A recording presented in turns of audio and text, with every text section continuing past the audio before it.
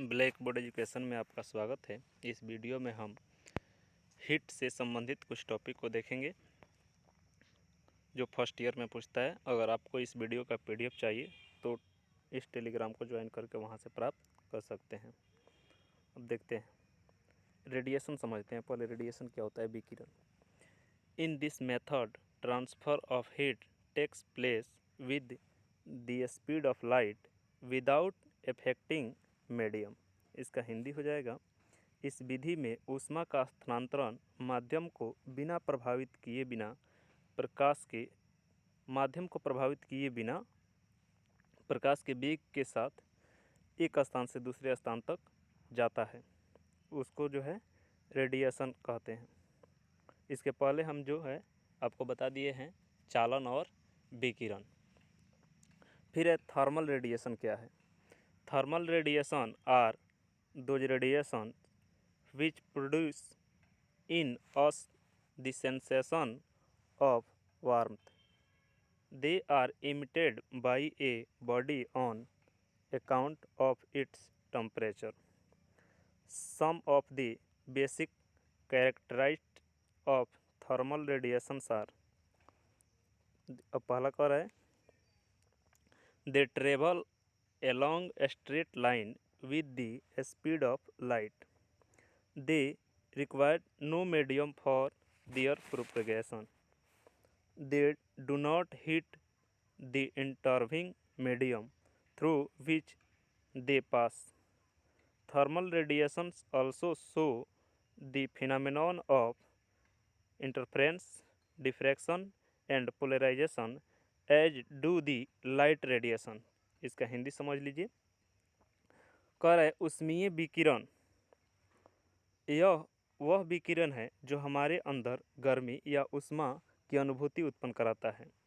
वे मतलब यहाँ ऊष्मीय विकिरण अपने ताप के कारण किसी पिंड द्वारा उत्सर्जित होता है। टेम्परेचर के कारण किसी वस्तु से इमिट होता है। अब तापीय विकिरण के कुछ गुण, ये प्रकाश के वेग के साथ सीधी रेखा में गमन करता है। दूसरा कह रहे है इसे गमन करने के लिए किसी माध्यम की आवश्यकता नहीं होती है। वे उस माध्यम को गर्म नहीं करते जिससे वे गमन करते हैं। मान लीजिए कि हवा से गमन करता है तो हवा को गर्म नहीं करता है, वो डायरेक्ट आता है। तापीय विकिरण भी प्रकाश विकिरण की तरह, जिस तरह लाइट रेडिएशन होता है उसी तरह यह थर्मल रेडिएशन भी होता है, जो इंटरफेरेंस मतलब व्यतिकरण, डिफ्रैक्शन विवर्तन और पोलराइजेशन ध्रुवन की घटना को दर्शाता है।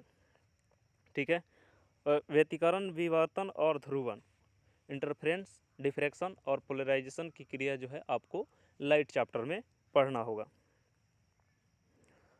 ब्लैक बॉडी रेडिएशन, कृष्ण पिंड विकिरण क्या है? सबसे पहले ब्लैक बॉडी को समझ लेते हैं। A perfectly black body is that which absorb completely the radiation of all wavelengths incident on it. Black body radiation refers to the spectrum of light emitted by any heated object. इसका हिंदी होगा पूर्ण कृष्ण पिंड। पूर्ण कृष्ण पिंड क्या होता है? कृष्ण पिंड का होता है काला वस्तु, ब्लैक वस्तु। वह वस्तु होता है जो उस पर आने वाली सभी तरंगदैर्ध्य के पूर्ण विकिरण को अवशोषित एब्जॉर्ब करता है। किसी वस्तु द्वारा उत्सर्जित प्रकाश के स्पेक्ट्रम को कृष्ण पिंड विकिरण कहा जाता है। क्योंकि ब्लैक जो कलर होता है वह लाइट को अवशोषित करता है, ऑब्जर्व करता है, इसलिए उसका नाम ब्लैक बॉडी भी रखा गया है, क्योंकि उसमें लाइट के साथ साथ जो है हीट को भी ऑब्जर्व करता है। ठीक है, अब देखते हैं, यहाँ पर देख लीजिए यह फिगर है। इसमें जो लाइट आता है ब्लैक बॉडी में और वह लाइट आ करके इसमें टकराएगा, इसी वस्तु में टकरा कर रह जाता है, इसी में उसका रिफ्लेक्शन होता है और बाहर नहीं निकल पाता है, इसलिए यह वस्तु काफ़ी गर्म होता है। ठीक है, तो इसको हम कह सकते हैं ब्लैक बॉडी, कृष्ण पिंड, हिंदी होता है इसका कृष्ण पिंड। इसमें प्रकाश आ रहा है और पुनः यह बार बार टकरा कर इसी में रह जाता है। अब किरचॉफ का नियम देखते हैं। किरचॉफ कहीं लिखता है, कहीं किरचॉफ लिखता है। उसके अनुसार According to Kirchhoff law, the ratio of emissive power to the absorptive power corresponding to a particular wavelength and at any given temperature is always constant for all body, and this constant is equal to the emissive power of a perfectly black body at the same temperature. Hindi समझ लीजिए, Kirchhoff के नियम के अनुसार किसी विशेष तरंगदैर्ध्य और दिए गए तापमान पर उत्सर्जन शक्ति का अनुपात सभी निकाय मतलब बॉडी के लिए हमेशा स्थिर होता है, कांस्टेंट होता है, और यह कांस्टेंट समान ताप पर पूर्ण कृष्ण पिंड ब्लैक बॉडी की उत्सर्जन शक्ति के बराबर होता है। इसके अनुसार फार्मूला यहाँ पर लिखा गया है ई लैम्डा बटा ए लैम्डा बराबर कांस्टेंट, और यह कांस्टेंट हो जाएगा ई लैम्डा, जहाँ ई लैम्डा जो है यह बता रहा है कि यह जो है उत्सर्जन की क्षमता बता रहा है, और यह ऑब्जॉर्ब ए से ऑब्जॉर्ब और यह इमिट उत्सर्जित को बताता है या अवशोषित को बताता है। उत्सर्जित और अवशोषित टेम्परेचर बराबर होता है कांस्टेंट, और यह कांस्टेंट होता है जो ब्लैक बॉडी का कांस्टेंट जो टेम्परेचर उत्सर्जित करता है उसके बराबर होता है। यह किरचॉफ का नियम है। इसके अनुसार किरचॉफ के नियम के अनुसार good absorber are good emitter and poor absorbers are poor emitters. अच्छे अवशोषक अच्छे उत्सर्जक होते हैं और खराब अवशोषक खराब उत्सर्जक होते हैं। जैसे मान लीजिए कि लोहा जितना जल्दी गर्म हो जाता है उतना ही जल्दी ठंडा हो जाता है। किरचॉफ के नियम अनुसार यह बताता है कि किसी भी वस्तु को जब गर्म करते हैं तो जितना जल्दी गर्म हो जाएगा उतना ही जल्दी ठंडा हो जाएगा, क्योंकि जितना ऑब्जर्व करेगा उतना ही वह इमिट करेगा।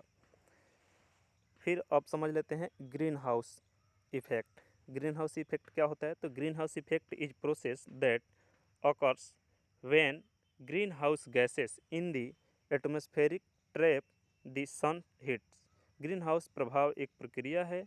यह तब होता है जब वातावरण में ग्रीन हाउस गैस सूर्य की गर्मी को रोक लेता है।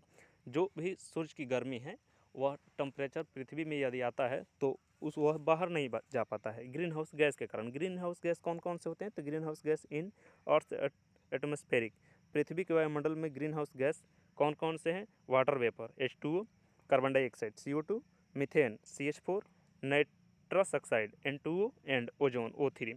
ये सभी ग्रीन हाउस गैस है। यह पूछ लेता है कि ग्रीन हाउस गैस कौन कौन से हैं।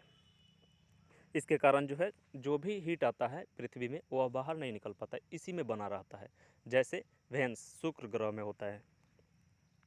अब स्टीफन बोल्ट्जमान लॉ यह कहता है the amount of heat energy emitted per second by per unit area of perfectly black body is directly proportional to the fourth power of absolute temperature of body.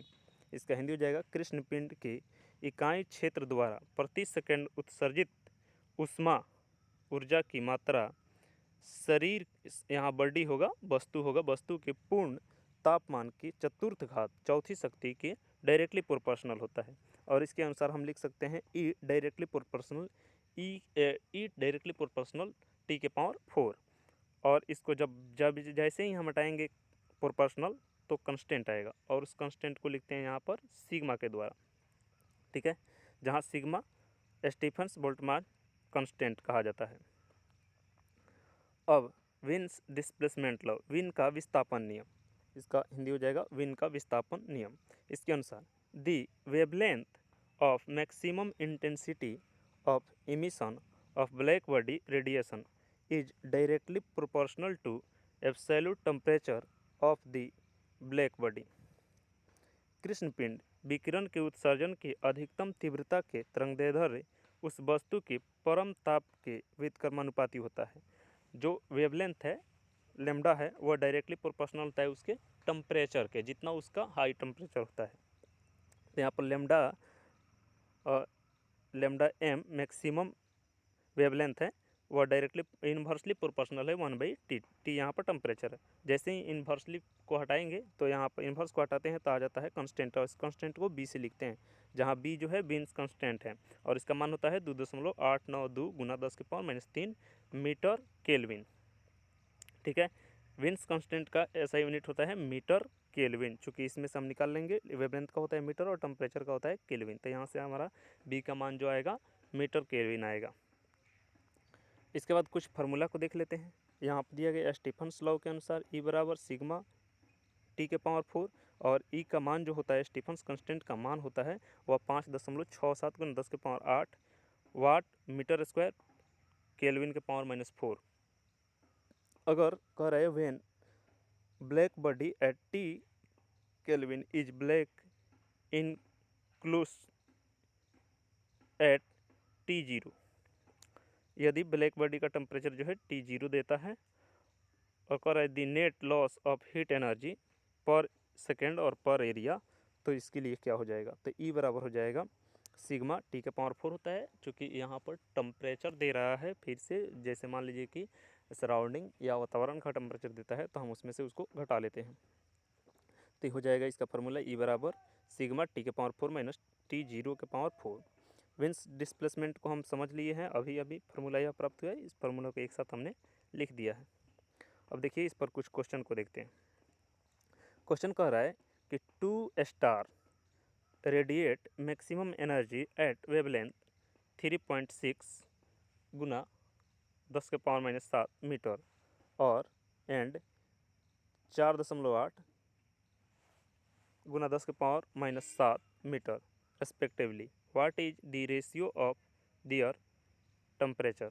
Hindi हो जाएगा दो तारे star क्रमशः 3.6 गुना 10 के पावर -7 मीटर और 4.8 गुना 10 के पावर -7 मीटर तरंगदैर्ध्य पर अधिकतम ऊर्जा विकिरण करते हैं, उसके तापमान का अनुपात क्या होगा। तो विंस के नियम से हम देखते हैं, विंस डिस्प्लेसमेंट नियम से लैम्डा m1 का मान जो है इतना दे दिया है 3.6 गुना 10 के पावर 7 मीटर, फिर जो है लैम्डा 2 का भी मान दे दिया है।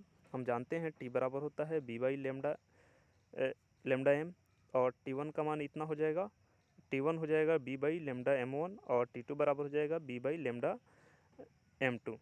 फिर जो है आगे जब देखते हैं इसको बना रहे हैं तो दोनों समीकरण को हम भाग देंगे, तो इसमें से T1 बटा T2 बराबर हो जाएगा लैम्डा m2 बटा लैम्डा m1। ठीक है, अब इसका मान रख दे रहे हैं, तो लैम्डा m2 का मान दिया है 4.8 गुना 10 के पावर -7 मीटर और फिर जो है लैम्डा m1 का मान दे दिया है 3.6 गुना 10 के पावर -7 मीटर।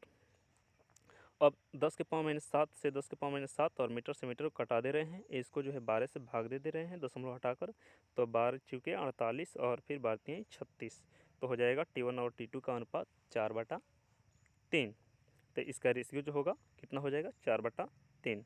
इस क्वेश्चन को फिर से एक बार देख लीजिएगा, दो तारों का टेम्परेचर दे दिया है जिसमें उसका अनुपात पूछ रहा है, तो इसका अनुपात हो जाएगा 4/3, यही इसका आंसर होगा। अब देखते हैं दूसरा एक क्वेश्चन, कह रहे how much faster does a cup of coffee cool off from 100 than from 30।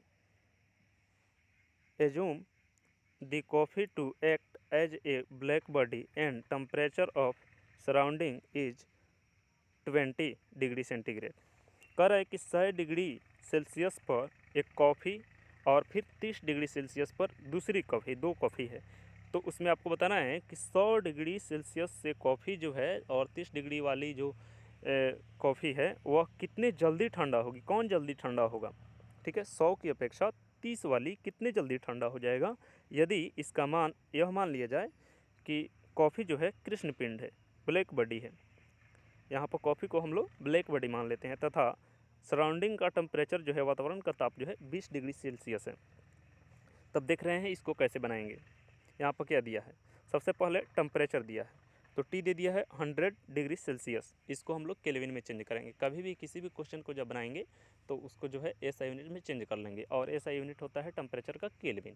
ठीक है, और केल्विन में चेंज करने के लिए फार्मूला होता है कि जो भी टेम्परेचर दिया रहेगा सेल्सियस में यदि दिया हो तो उसमें हम 273.15 जोड़ देते,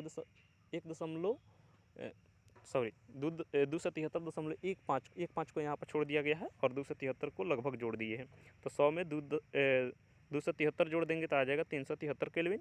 फिर जो है T2 यहाँ पर दूसरे वाली जो कॉफ़ी है उसका टेम्परेचर दे दिया है 30 डिग्री सेल्सियस, तो यहाँ पर 30 डिग्री जोड़ देंगे 273 में, चूँकि केल्विन में जब भी हम मान निकालेंगे तो सेल्सियस प्लस 100 होता है। इस फार्मूला को पहले बता दिया गया है, ठीक है। किसी भी टेम्परेचर स्केल को चेंज करने के लिए यह बताया गया है। तो यहाँ पर जो हो जाएगा, फिर जो है टी, वातावरण का टेम्परेचर 20 दिया है तो इसको टी नॉट लिख देते हैं। इसका मान जो दे दिया है 20 डिग्री सेल्सियस और इसमें 273 जोड़ देंगे तो आ जाएगा 293 केल्विन। अब फार्मूला जानते हैं, ई बराबर होता है सिग्मा टी के पावर 4 माइनस टी नॉट के पावर 4। चूँकि इसमें वातावरण का मान दिया है तो हम टी नॉट का प्रयोग करेंगे और फिर E1 का मान जब लिखेंगे तो T1 हो जाएगा। वातावरण का टेम्परेचर चेंज नहीं होता है इसलिए T0 के पावर 4 यह तो रहेगा, T0 यह नहीं चेंज हो रहा है। जो भी चेंज हो रहा है वस्तु चेंज हो रहा है। यहाँ पर दो वस्तु है, कॉफ़ी दो ठो है, एक 30 डिग्री वाली और एक 100 डिग्री वाली। तो T1 जो है यहाँ पर लिख दिए, फिर T2 यहाँ पर लिख दिया। अब दोनों समीकरण को भाग दे देंगे।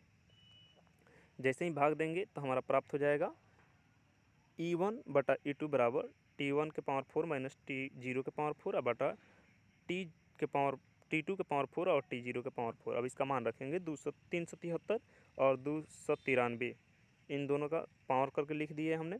अब देखिएगा यहाँ पर बहुत कठिन हो जा रहा है गुना करना, तो सबसे पहले जो है इसको स्टैंडर्ड फॉर्म में चेंज कर देते हैं। तो 373 है, इसको 3.73 गुना 10 के पावर माइनस 2 और इसका पावर 4। फिर इसी तरह इसको लिख दे रहे 2.93 गुना 10 के पावर 2 इसका पावर 4। दोनों में ऐसे कर दे रहे हैं और 10 के पावर इसमें से माइनस कॉमन ले रहे हैं, 10 के पावर 2 के पावर 4 ले रहे हैं कॉमन यहाँ पर, और दोनों से यह कट जा रहा है। अब यहाँ बच गया 3.73 का पावर 4। अब यहाँ पर लगभग करेंगे तो हमारा मान आ जाएगा 194। 3.74 को मान लीजिए लगभग 4, ठीक है, या 3.7 या 8 मानकर बनाएंगे और पावर 4 करेंगे तो आ जाएगा 194। फिर जो है यहाँ पर 2.93 है, इसका पावर 4 करेंगे तो आ जाएगा हमारा 74। लगभग मान लिखा गया है, एक्यूरेट मान नहीं होगा, आप लोग मोबाइल से कर सकते हैं। फिर उसी तरह से इसका मान लिख दिया गया है और दोनों को घटाने के बाद आ गया है 12। तो इस तरह से हम कह सकते हैं कि जो यह 12 गुना अधिक आ रहा है, ठीक है। इसलिए हम कह सकते हैं कि 100 डिग्री सेल्सियस वाले कॉफ़ी जो है वह 12 गुना फास्टर, तेज़ी से ठंडा होगा 30 डिग्री की अपेक्षा, ठीक है। 100 डिग्री वाली जो है वह 30 डिग्री वाली कॉफ़ी से 12 गुना ज़्यादा जल्दी जो है ठंडा हो जाएगा। Thank you.